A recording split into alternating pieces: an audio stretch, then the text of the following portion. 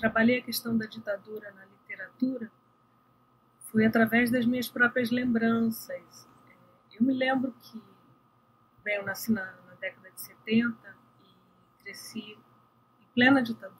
Então, eu me lembro que havia um grande silêncio ao redor do assunto.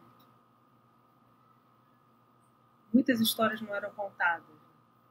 É claro, eu era criança, mas eu só fui entender que havia algo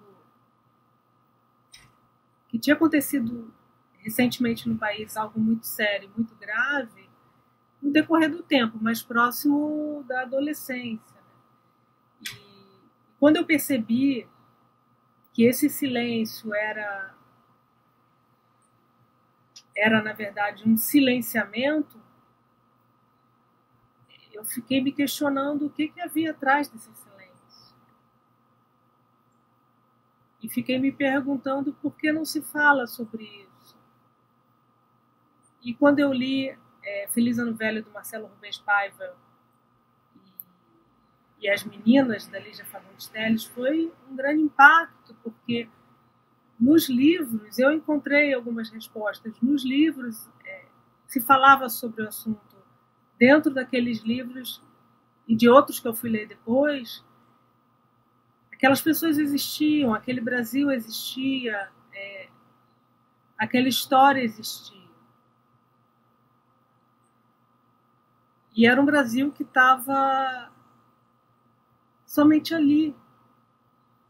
Pelo menos era um Brasil escondido, não era um Brasil que se encontrava com facilidade. Eu lembro também que eu tive um professor de história que foi mais ou menos, eu acho que eu tinha 15 anos, que ele, acho que foi a mesma época que eu li o Feliz Ano Velho, que ele falou de amigos que estavam exilados, que tinham sido guerrilheiros. E algo aconteceu ali, a turma toda ficou muito atenta, querendo saber mais, porque ficou muito claro para mim naquela aula que não se falava, que ninguém sabia, não era só eu. Meus amigos, meus colegas também não sabiam, ninguém sabia. E foi um choque muito grande isso, perceber isso. E depois, esse professor não falou mais nosso.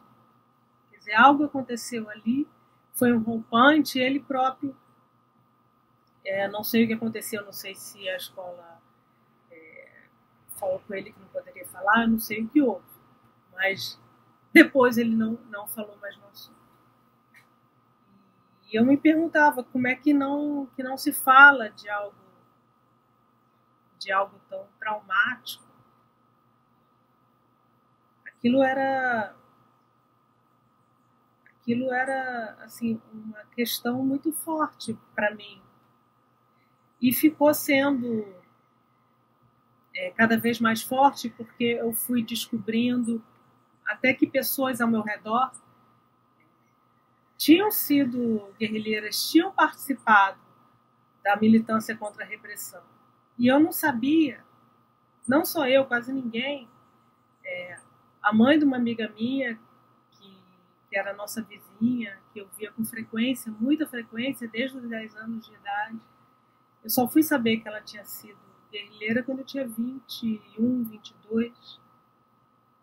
E ela me contou isso também no rompante emocional. Ela foi torturada, teve sequelas neurológicas, físicas. E quando ela me contou isso, eu vi o quadro inteiro daquela história, daquela pessoa, porque antes eu só tinha visto as partes. As partes era uma mulher muito inteligente, muito estudiosa, que sabia muito de história, que é professora de história, sabia muito sobre vários assuntos, era uma mulher muito culta e muito politizada, e que tinha problemas físicos e também neurológicos, que ela teve um derrame. E aí as coisas foram se completando, porque ela teve esse derrame anos depois de que foi torturada. Ela perdeu o diploma dela de história na ditadura. O quadro, os quebra-cabeça, sabe, as peças do quebra-cabeça da vida dela foi se montando ali. Porque eu só conhecia as partes que não se conectavam.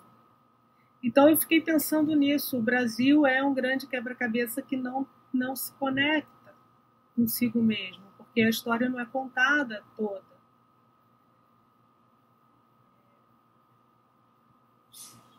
A gente sabe também que a anistia de 79 não foi a única anistia. A gente teve a anistia de 45, fora todo o apagamento que se tem da escravidão e todo o apagamento que se tem do genocídio indígena também. E várias outras histórias de silenciamento do Brasil. É um país que tem essa tradição e que meio que chegou num ponto limite. E quando eu comecei a escrever esse livro,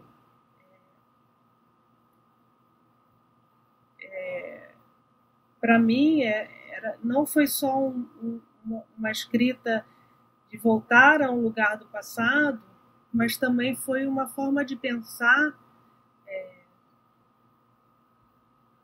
como é nascer e crescer num país em constante amnésia.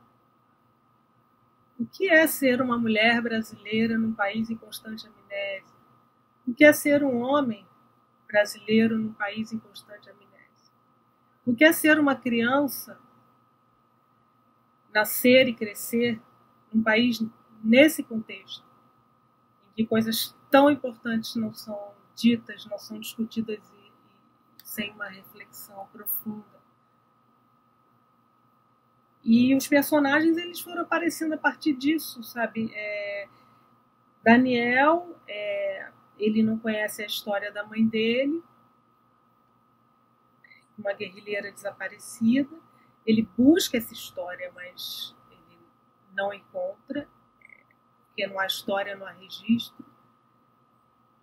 Ele só encontra as lacunas, ele só encontra o que falta dessa história, os buracos deixados. E nessa busca dessas lacunas, ele encontra também as histórias de outras guerrilheiras e de outras mulheres, né? Que as mulheres, as guerrilheiras, elas sofreram um duplo apagamento. Temos a história do Brasil, a ditadura, que é silenciada, e temos a participação das mulheres na militância, que também é silenciada. Elas geralmente eram vistas como as musas, as companheiras, as namoradas, e não como se estivessem lá por opção própria e para lutar por questões políticas, ideológicas e sociais. Como se a visão da mulher não ultrapassasse os desejos de formar uma família, um casamento, como era, né, tradicionalmente o encaixe, né, o que se encaixava da figura feminina. E também vale lembrar que essas mulheres que fizeram a militância eram as mulheres da Revolução Sexual. E no decorrer de toda a ditadura, quando elas eram torturadas, elas eram duplamente punidas pela questão da militância, da resistência à repressão, e também por essa questão da liberdade sexual, da liberdade das próprias escolhas, na verdade. Para mim, a grande questão do livro, né, era, quando eu comecei a escrever, era como escrever diante desse vazio deixado na nossa história, sabe? Como incorporar isso na narrativa, incorporar a própria falha na narrativa. Então eu entendi que esse livro era um livro sobre perdas, não era um livro não é um livro onde se encontra o que se busca, sabe? É um livro que ressalta mesmo que não... há coisas que são irrecuperáveis, que é preciso falar sobre para recuperar a memória, mas que a memória, a história, ela foi tão fragmentada que não dá para recompor o quadro todo. Não dá para... Vai faltar peça. Então eu escrevi a partir desse lugar de que esse é um quebra-cabeça, com as peças faltando. E esse quadro inteiro nunca vai ser refeito, montado. Mas que é preciso, de alguma forma, mostrar que esse quadro existe, que isso existiu, sabe? Que pessoas passaram por isso e que é uma história que o Daniel precisa recuperar de forma pessoal, mas também é uma história que o país precisa recuperar. Para ser um país.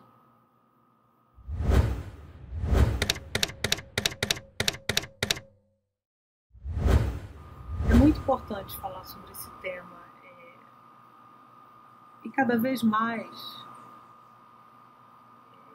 principalmente porque o Brasil é um país que não tem uma tradição de reflexão política, histórica. É um país que pelo menos a maioria dos brasileiros não faz conexão entre o passado e o presente, especialmente no sentido político e social. É como se uma coisa não tivesse a ver com a outra. E isso é assustador. Isso permite que um homem que elogia torturador seja eleito e elogia publicamente, que esse homem se torne um presidente numa eleição democrática, né, o que é um paradoxo. Então é preciso falar sobre o tema, porque, como eu mesma entendi, ele não é matéria do passado. E eu digo eu mesma porque quando eu comecei a escrever esse romance, a gente estava em 2011, em plena Comissão Nacional da Verdade, com uma expectativa esperançosa em relação ao futuro do Brasil. E de que aquela verdade viria à tona, de que, sabe, o Brasil ia passar a sua história limpo, pelo menos daquele período. O Brasil tem muitas histórias para passar limpo, a gente sabe. E eu comecei a escrever o livro como a ditadura como matéria de memória. Só que em 2016 isso ruiu. A ditadura não era matéria de memória, a ditadura era uma ameaça real, porque ela estava sendo clamada na rua por pessoas, e um homem que elogiou a ditadura foi eleito 2 anos depois. É assustador. E aí eu lembro que depois do golpe eu não consegui mais escrever esse romance. Eu levei esse tempo todo para escrever, entre paradas por conta de outros trabalhos, mas quando eu voltei em 2014, em 2016 eu já tinha bastante coisa. Só que depois do golpe eu vi que nada mais daquilo que eu tinha escrito tinha sentido. Para mim não fazia o menor sentido o olhar daquele personagem sobre o passado e sobre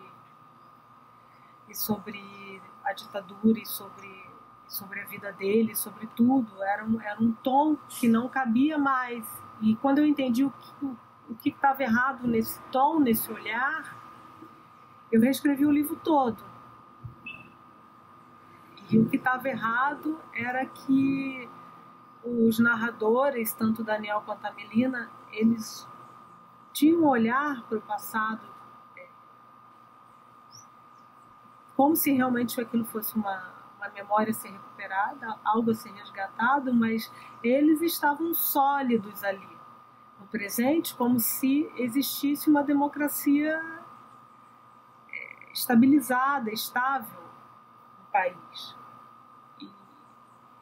Então eu entendi que aqueles personagens precisavam estar em risco também, que eles precisavam olhar o buraco, o buraco da nossa amnésia, eles precisavam sentir com mais força o impacto do silenciamento da história da mãe, do Daniel, a história dos pais, de Melina, da ditadura. Eles precisavam sentir o impacto dessa amnésia na vida emocional, afetiva, na subjetividade deles, e também precisavam estar num lugar instável em que essa democracia pudesse ruir de alguma forma. E isso, claro, de uma forma metafórica, simbólica, dentro do romance, porque ele não tem relação direta com o momento presente, mas tem toda uma relação com a nossa vivência presente, de que o Brasil tem uma grande dívida consigo mesmo, de autoconhecimento, que o preço dessa falta de conhecer a própria história e de conhecer o seu lugar nessa história é imenso.